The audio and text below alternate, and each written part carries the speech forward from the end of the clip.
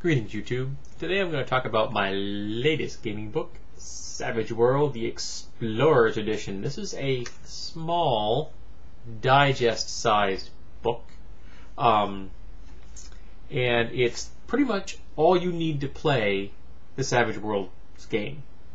There are settings available for this, and some of the settings are just setting information and you need this book, and some settings have the rules included in them. Solomon Kane, Pirates of the Spanish Main, those have the rules of this game incorporated in them, while others of the supplements just have their supplement information and you need this book. But this book is only $10. It's a really good investment. Now, I've begun to hear about this game, I don't know, maybe a year ago. I started listening to some podcasts and people online were talking about it. And I had planned on eventually picking up a copy. It was just, on my to-do list, things I want to pick up when I've got the cash. And then a friend of mine told me that he and his partner, who are the creators of the Atomic Robo comic book, want to do a role-playing game, a pen and paper tabletop role-playing game, and they want to use the Savage World system as the mechanics, which is really cool. And then they asked me to help, which is even cooler.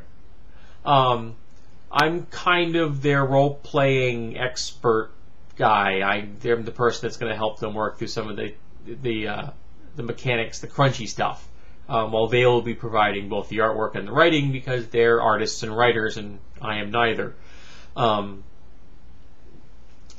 So I had to get a copy faster, and one of them was nice enough to get me one. He even annotated it with some notes in it, questions and things he wants us to either modify, drop, or change for the Atomic Robo version of this game.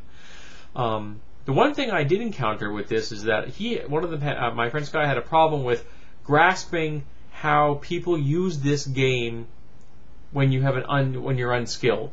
The mechanics in the system are all based on die. Die 4 is the lowest level of skill or the lowest stat, and a die 12 is the highest level of skill or the highest stat. And you got die 6, die 8, die 10. Which is a nice mechanic in my opinion, because it uses a bunch of different dies and it gives die 12 a whole lot more play than say, for example, D&D does. And it's a nice quantum jump from die 4 to die 6. It's a 2-point jump in each case, but there's a definite feeling of improvement because you're using a different die with more sides and things like that.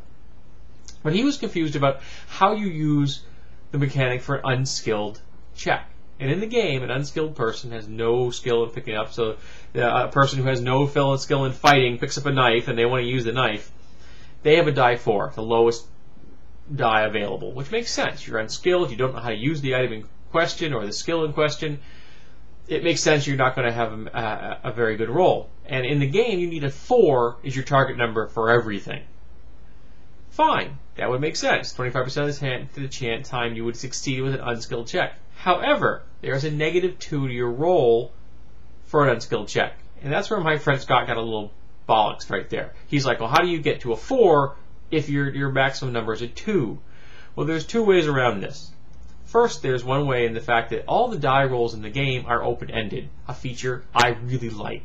So if you roll a 4, you roll a die 4 again, and if you get another 4, you roll a die 4 again. You keep doing this till you stop rolling 4s, then you add up all the numbers you've gotten. So even an unskilled person picks up a knife, needs to attack somebody with it. Sorry, there's the knife. He needs to attack somebody with it. If they roll a 7, even at -2, that's over a 4. They're going to succeed. And that's a really nice feature. It makes it rare, but it doesn't make it impossible. Now, if you're a player character, you have another option in the fact that every player character, regardless of their skill, gets to roll a wild die. And a wild die is a die 6. So you can roll a die 6, and even at -2, you're still going to have a success if you hit a 6. And again, it's open-ended, so you can get much higher numbers than that.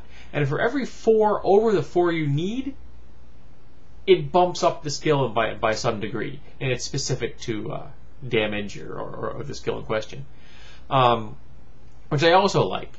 It gives you bonuses for succeeding very well. It's not just a flat, okay, I hit, okay, I just hit. It's not just I hit, it's I did something above the normal. This game is a very fluid, cinematic structure. I really enjoyed that. It labels itself as fast and furious fun, and I have to say that it's not false advertising. I also like the fact that this game came out and explicitly said from the get-go, player characters are special. They're better than the non-player characters. I find that refreshing. Now, I love the D20 mechanics. D&D is my game. It's in my friggin' DNA. I've been playing it since 1978. But the whole idea that everybody is equal, that a first-level thief, bad guy, and a first-level thief, good guy, are exactly the same, it's just part of the game structure. It's bowing at the altar of balance. And this game doesn't do that. This game says if you're a player character, you're special. You don't just get to roll a die, you get to roll the extra wild die every single time you roll. You're special, and on top of that, you get bennies. Every time you sit down at the table, every gaming session, you get a number of points you can spend to bump up dice, to lower problems, to change things, and you can spend them over the course of the game. And that action point mechanic is built into the rules from the core up, as opposed to actions points that I've seen in D&D and D20 games when they always feel tacked on. They always feel like somebody thought, well, yeah, we went a little cinematic, so let's give them this over here. The bennies in this game are built into the system. They're part of how it's run, and I like that. I also like the fact that the initiative system uses playing cards.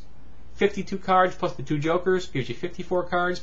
That's a really high degree of variability, and it has a nice visual effect. You could hold that card up and say, hey, this is where my initiative is going to be. I like that. It gives a really nice flavor. And it's different than just rolling a die, whatever, die 6, die 10, die 20, and then saying, okay, I'm first because I got a bonus or something. It's truly bloody random. And that's how combat really is.